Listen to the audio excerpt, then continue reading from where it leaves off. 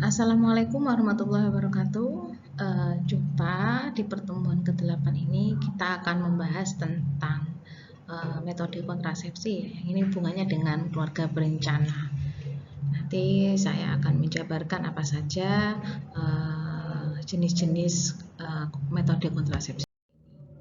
Baik, salah satu masalah kependudukan yang cukup besar di Indonesia ini adalah tentang kepadatan penduduk, ya, di mana orang Indonesia ini bisa dibilang senang untuk punya anak yang banyak, ya. Ini bisa kalau orang mitos banyak anak banyak rezeki itu kalau orang percaya sepenuhnya itu ya nanti bisa dampak-dampak negatif juga bisa muncul. Karena kenapa? Ya kalau misalkan secara ekonomi, ya secara kesehatan ini dapat terjangkau oleh si kepala keluarga. Nah, kalau tidak bisa, ya nanti yang terjadi adalah keluarga menjadi terlantar ataupun anak juga akan terlantar, ya.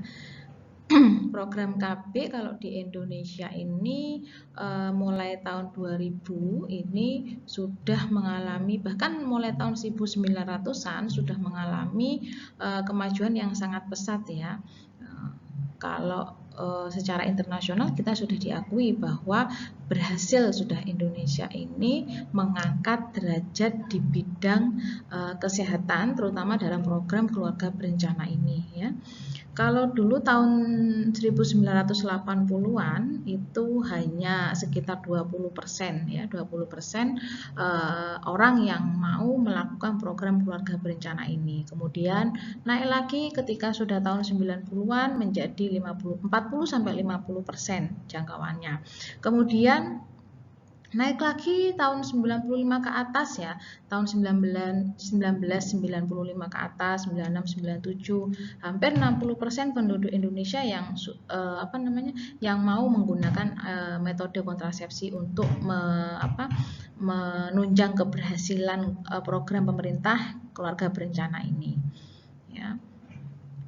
Jadi kalau berdasarkan hasil survei tergolong sudah berhasil, ya. Karena kenapa? Karena ada peningkatan yang signifikan dari satu masa tahun 80-an ke 90-an. Nah, ini walaupun tidak 100%, ya, tidak 100%, tapi kalau kita bicara tanpa program KB ini diprediksi nanti akan sekitar 300 juta orang pada tahun 2000 sekian. Nah, jadi itu kalau terlalu padat juga nanti ya akan berebutnya dalam hal-hal mencari makan, dalam hal ekonomi itu juga tidak baik untuk kelangsungan rakyat Indonesia, ya. Jadi untuk menjaga stabilitas ekonomi, untuk menjaga stabilitas pendidikan, untuk menjaga stabilitas kesehatan, keluarga berencana ini memang harus digalakkan dengan baik karena nanti mencakup semua sektor, ya.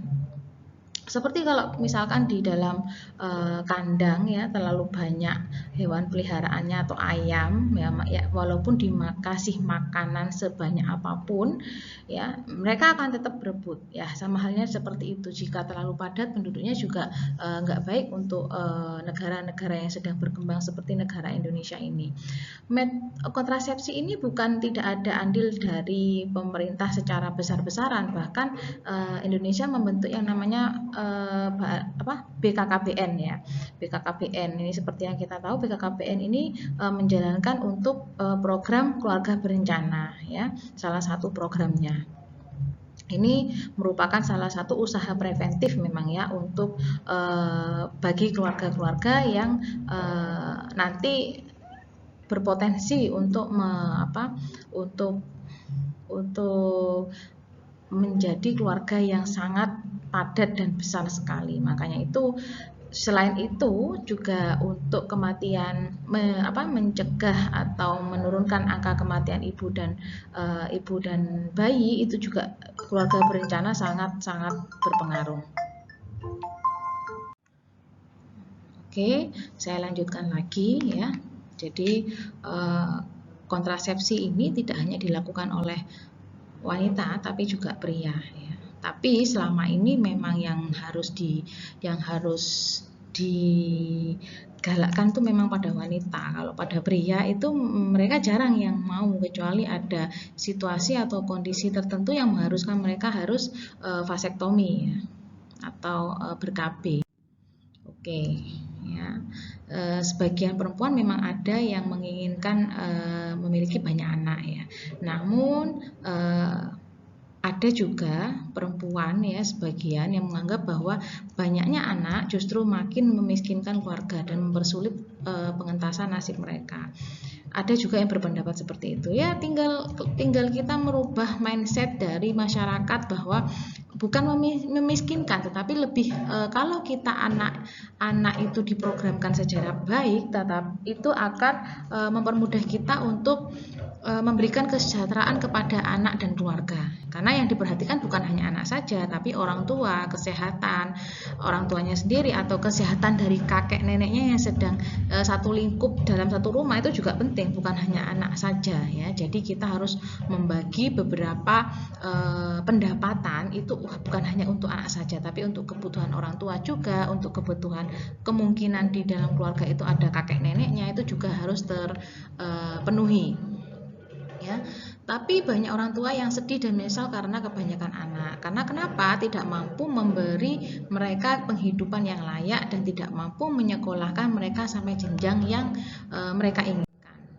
Jadi saking anaknya 5, wis lah SMP aja cukup gitu. Tapi kalau kenapa? Ya karena bondone SMP aja 3 juta atau 4 juta. Nah, belum adiknya, belum mbaknya lagi, belum adiknya nih. Nah, kan ruwet ya. Jadi satu dulu ya, kemudian diprogramkan lagi setelah dia sudah berumur 7 tahun ya, ketika sudah masuk SD ambekan, terus adiknya lahir gitu ya. Atau kakaknya sudah kelas 5 SD ya, adiknya baru diprogramkan untuk punya adik lagi. Nah, itu hal yang perlu direncanakan memang ya, walaupun rezeki anak itu juga bukan hanya rencana manusia, tapi kan manusia juga penting untuk berikhtiar.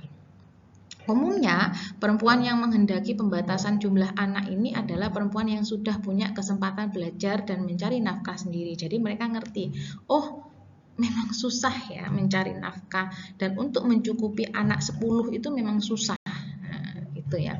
Ya walaupun takdir itu memang sudah ditentukan, tetapi paling tidak kita berupaya memberikan yang terbaik kepada anak-anak kita. Serta statusnya cukup setara dengan laki-laki dalam masyarakatnya. Nah, itu.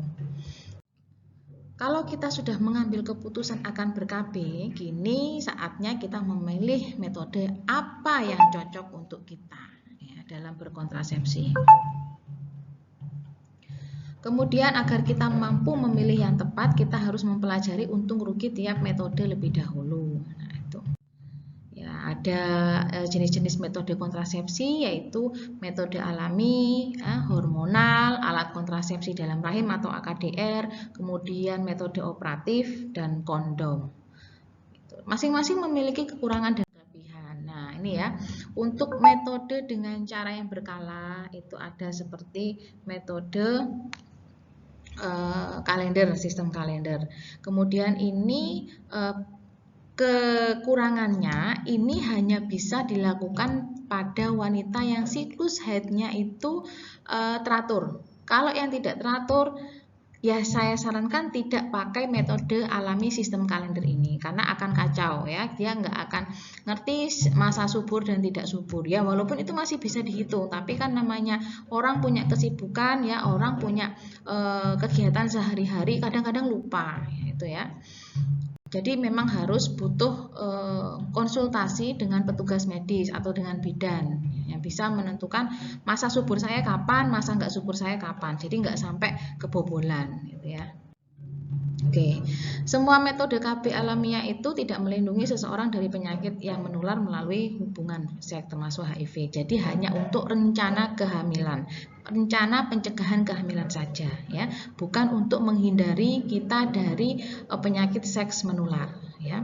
Kemudian untuk melindungi diri dari penularan penyakit, ia masih harus memakai metode perintang ya. Jadi harus ada metode lain yang itu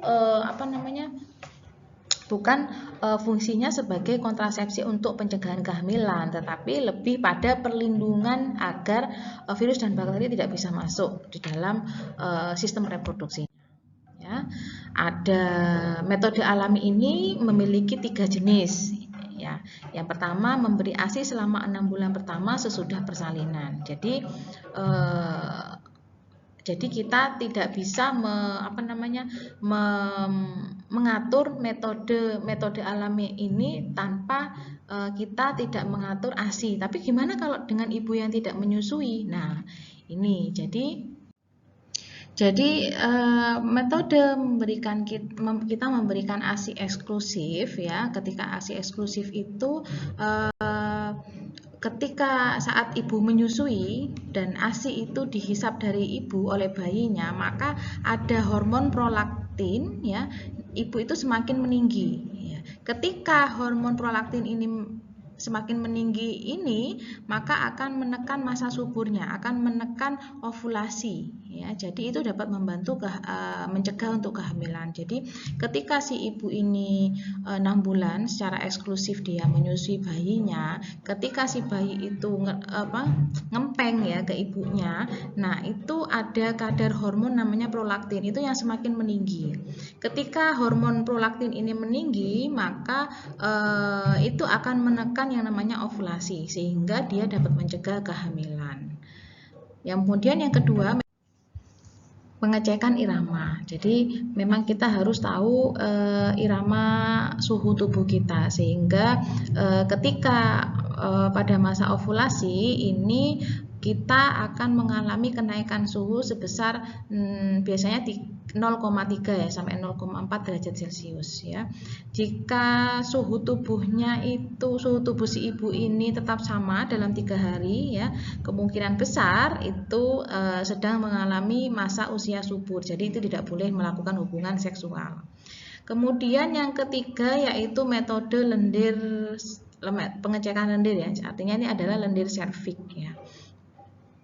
Jadi mengharuskan si ibu ini untuk memeriksa pola lendir serviksnya selama siklus menstruasi haid ya. Nah, jadi sebelum proses ovulasi itu terjadi, kemungkinan besar ini akan lebih banyak mengeluarkan lendir pada vagina yang biasanya lendirnya konsistensinya itu adalah encer ya.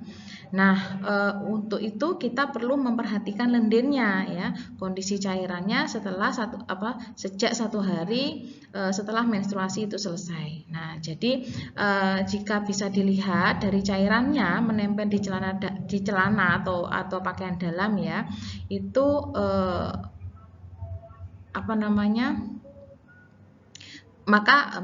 jadi misalkan pada waktu selesai menstruasi ya, kemudian sejak hari pertama ya, itu selesai menstruasi itu akan keluar lendir serviksnya yang akan keluar sehingga dia tidak boleh melakukan hubungan seksual. Selama berapa hari? Ya selama 4 hari. Ya, selama 4 hari setelah hari puncak masa ovulasi. Jadi harus dihindari berhubungan seksual. Kemudian metode hormonal ya. Kalau metode hormonal ini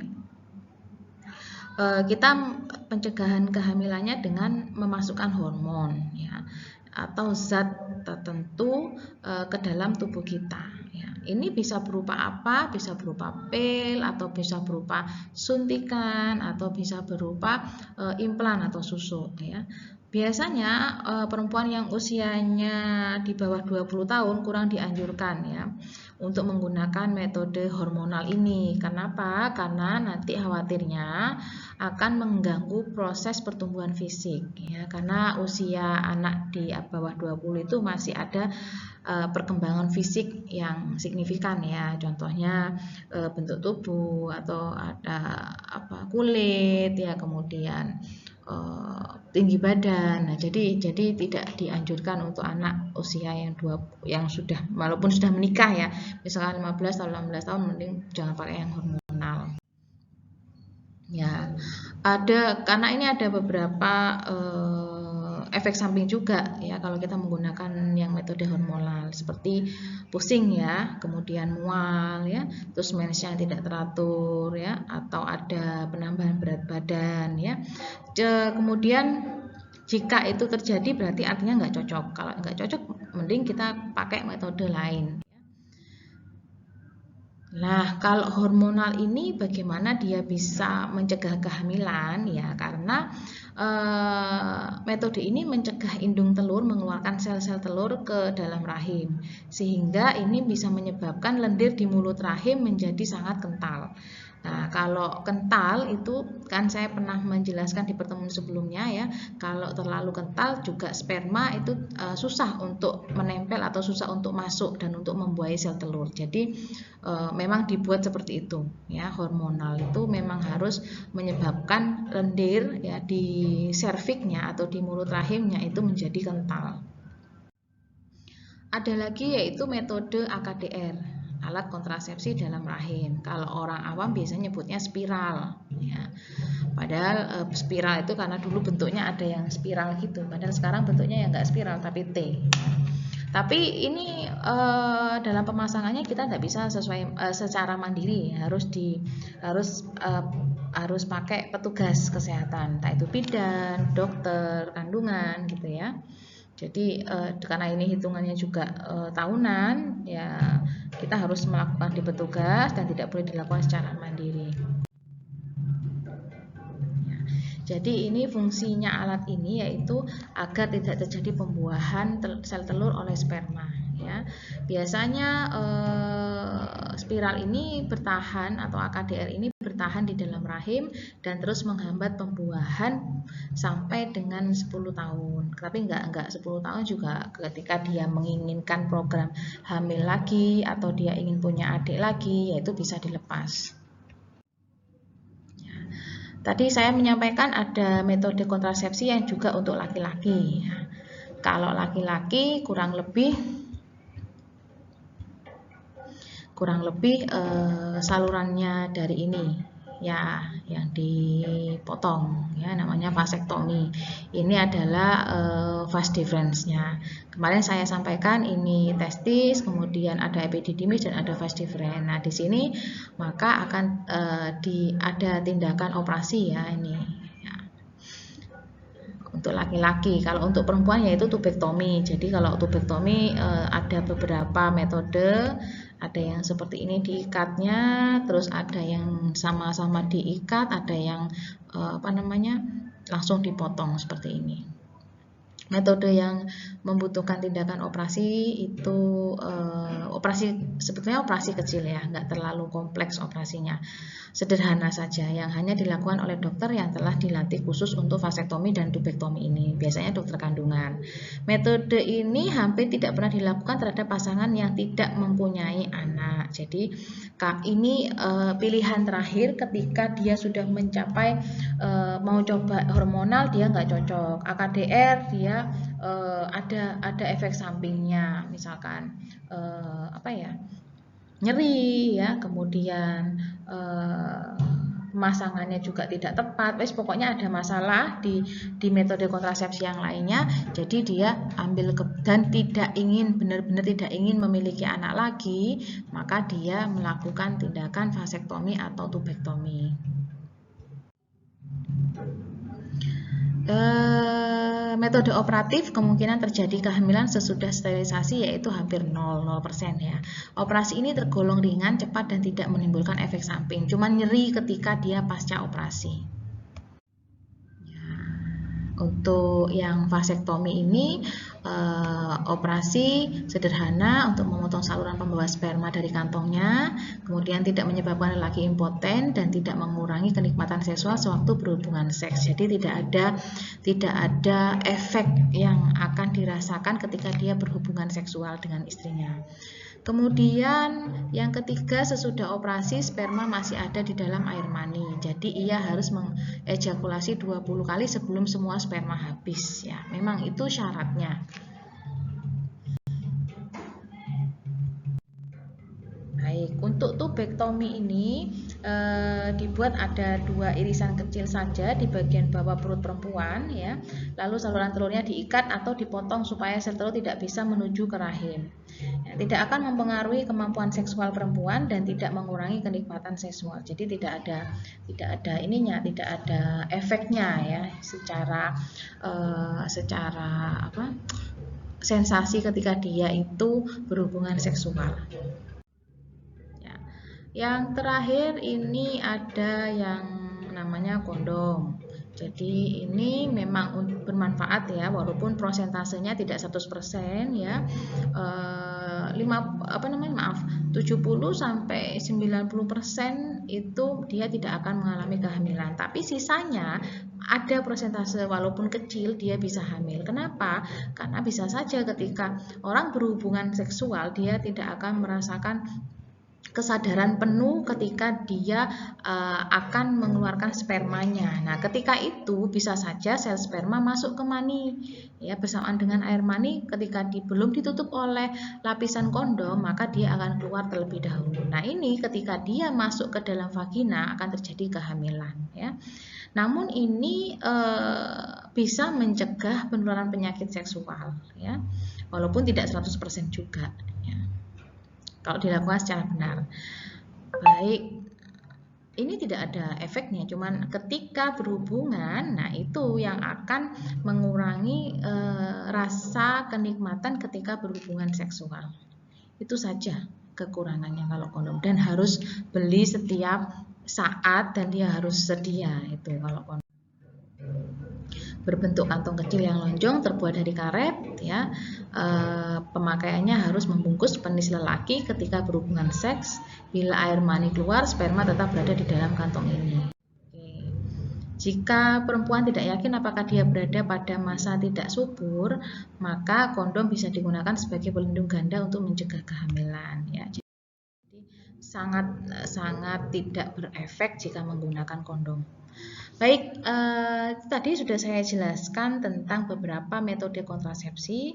Semoga apa yang sudah saya jelaskan dapat menambah wawasan dan ilmu pengetahuan tentang metode atau cara kontrasepsi laki-laki dan perempuan. Tentunya semuanya ada kekurangan dan ada kelebihan dan ada kecocokan ataupun ketidakcocokan.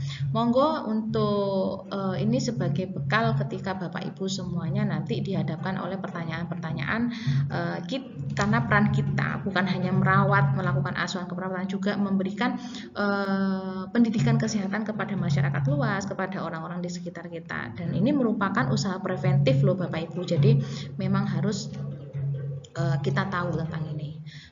Terima kasih untuk waktu yang telah diluangkan untuk menyimak materi dari saya. Kurang dan lebihnya saya minta maaf. Wassalamualaikum warahmatullahi wabarakatuh.